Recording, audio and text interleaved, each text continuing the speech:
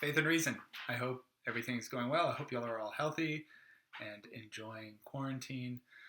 So, since it looks like, school is just going to continue this way for the rest of the year, I guess. I don't know what's been announced. I shall know I'm not very good at following the news or being organized.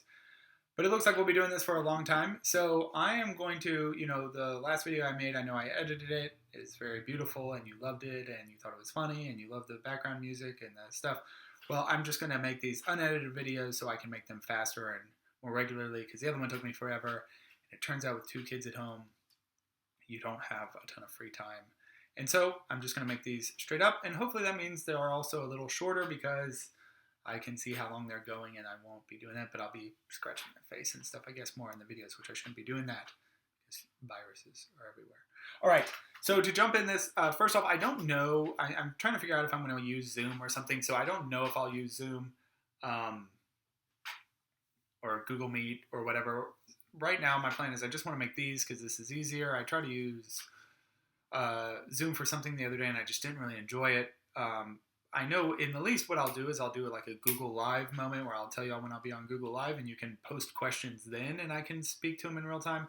But I'll probably end up trying the Google Meet. But at least for now, in the minimum, I'll do the Google or the YouTube Live and then make videos like this.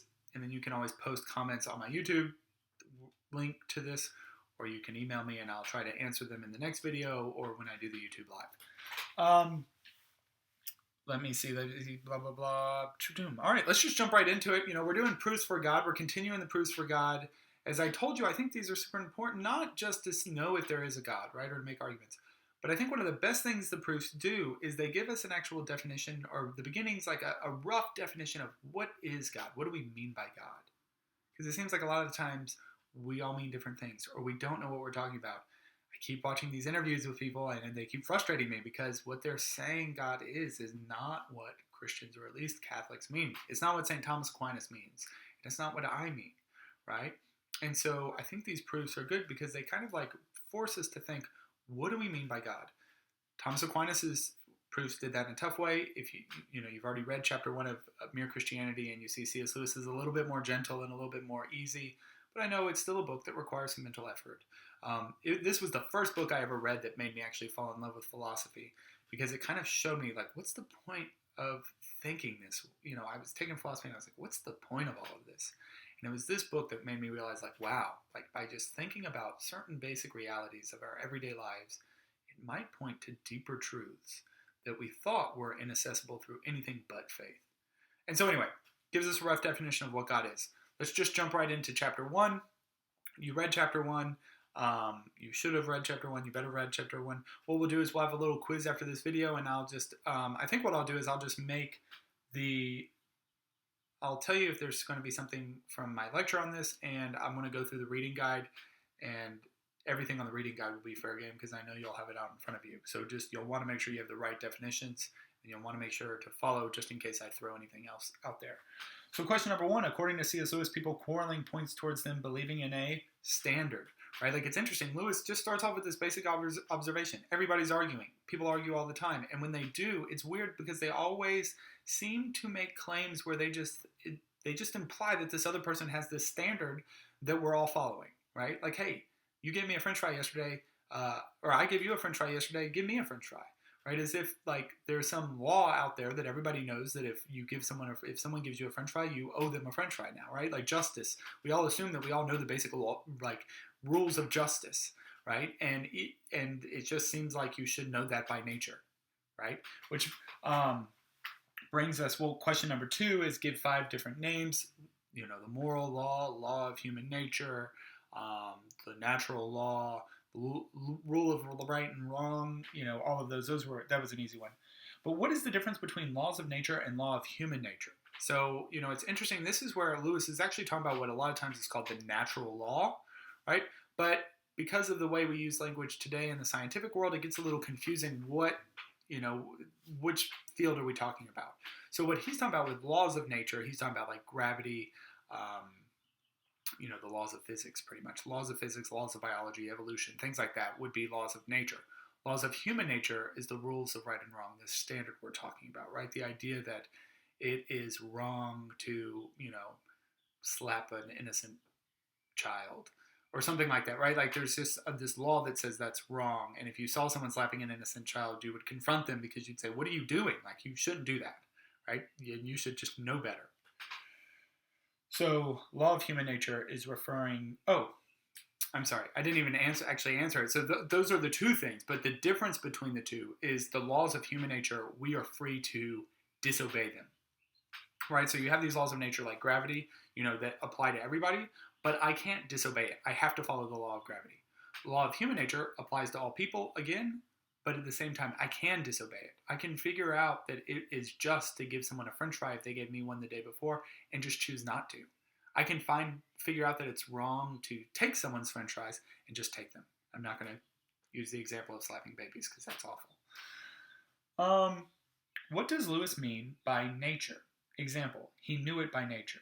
And what's interesting here, and I think this is very important, is by nature, Lewis means that if someone knows something by nature, it means they don't have to be taught it. They just know it by being a human, right?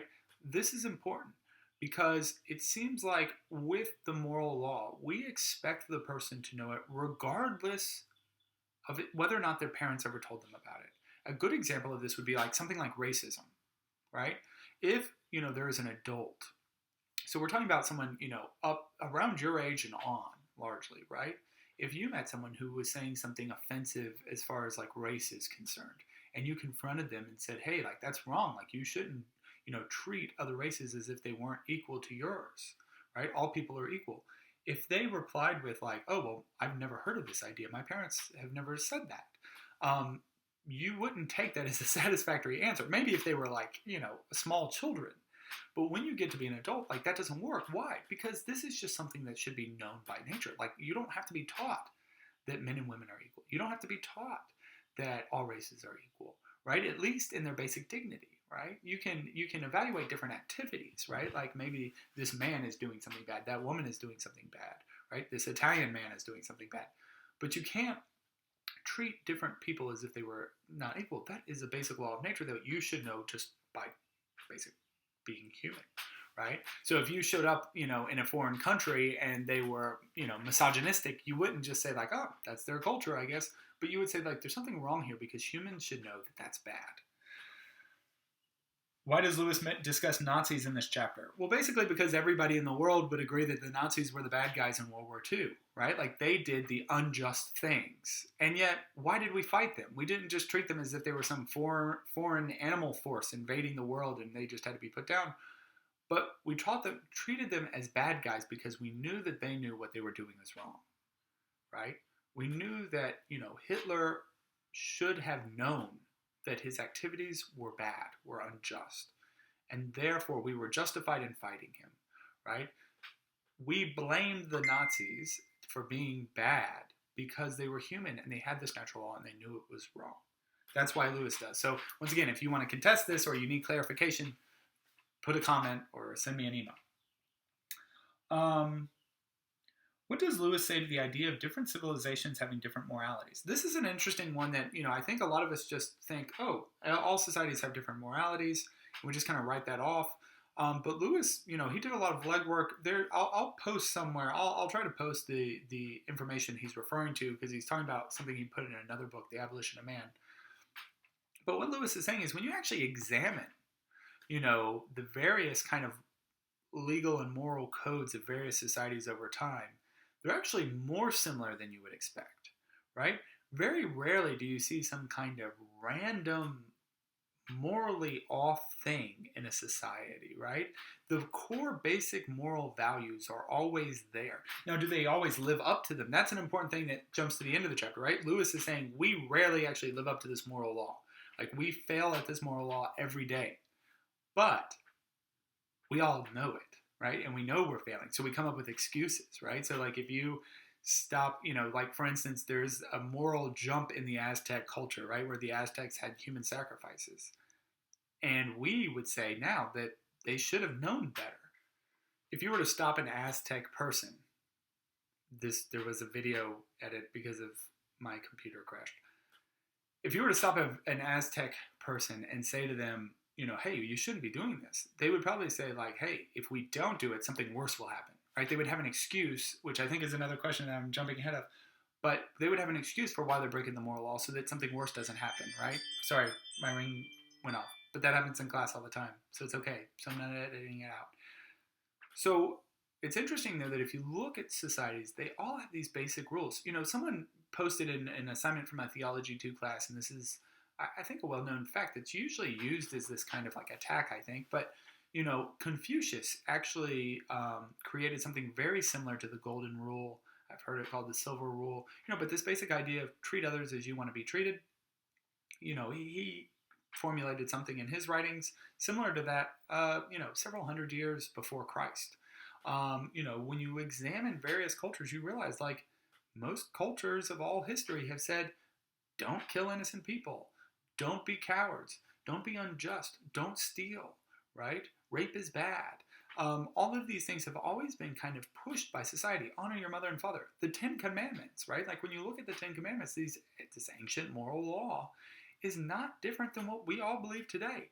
And it's not that different than what some random other culture would have believed at that time, right? Because Lewis is saying these are rooted in our nature. I've given several examples by now. Why does he mention the multiplication table in this chapter? Why he's mentioning the multiplication table is because he's saying the multiplication table is an objective fact. This is something else I'm talking about in my Theology 2 class, right? Objective versus subjective. Objective, like an objective fact, is when the fact resides, or the thing that we're talking about, the knowledge, what the knowledge is about, the fact, resides in the outside world, right? So bananas have potassium. They have high amounts of potassium. That is an objective fact. That is a feature of the banana. The banana has the potassium regardless if I know that or not, right? Even if I said that and I was wrong, right? Like, that is a feature of the banana, not of my own mind. Bananas are my favorite fruit is subjective because that fact resides in me. The fact that I like bananas or don't like bananas in no way affects the banana, right? The banana keeps on being a banana with its potassium regardless of how I feel about the banana. So subjective is interior to me, right? Objective is when it's in the thing itself. Now, if I know the bananas have potassium in a certain sense that it's subjective, it's a feature of the banana, but it's also in me in that I know it. Math is objective. Regardless if you know math or not, right? We've talked about this a million times in class. It is a feature of the world, right? 2 plus 2 is 4, regardless if you admit it or not, right? Whether or not you like math is subjective, but the way math functions, the realities of math are objective. Lewis is trying to argue in this chapter that just like how objective math is, morality is objective as well. It's wrong. That moral law exists. That standard is out there, regardless if you live up to it. So it has an objective feature, or at least we're treating it like it's objective. He's going to spend the next few chapters trying to handle objections. So if you think like, oh no, it's this, it's that, it's an instinct, it's social conventions, it's, what it takes to get a society to run. He's going to address those things. So if that's what you're thinking as you read this, keep on reading because he's going to address each of those kind of issues. Does Lewis think anyone follows the standard perfectly? No, he thinks we all fail and we all fail daily. And then finally, what do our excuses prove?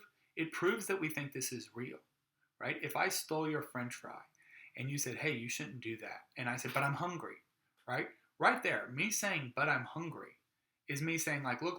Like, in essence, what that's arguing is, I know that there's this law that says I shouldn't take other people's French fries, but you don't understand. I'm hungry. And when I'm hungry, I'm in pain. And that alleviates my pain. And taking it is less bad than me being in pain, right? When we come up with excuses, right? I know I shouldn't be late, but we are admitting that the standard that's being pushed against us is real. If someone was to say like, if I was to, come in and buy my French fries and someone said like, hey, you can't buy those French fries, I wouldn't come up with an excuse. I would say like, oh yeah, I can buy those French fries. I have money. I have the right amount of money. I go to school here. I work here. It is my right to these French fries. So it's interesting that when we come up with an excuse, it's actually us conceding that that standard is real. So all of those could be on there. Another question I'll just throw out just for an easy, rewarding you for watching this video. I'm wearing a Chihuahuas baseball shirt. That's a question. What's the baseball team that I'm wearing a shirt of? And it's a minor league baseball team out of El Paso, chihuahuas. God bless, guys. I'll make another video soon, and I know you can't wait.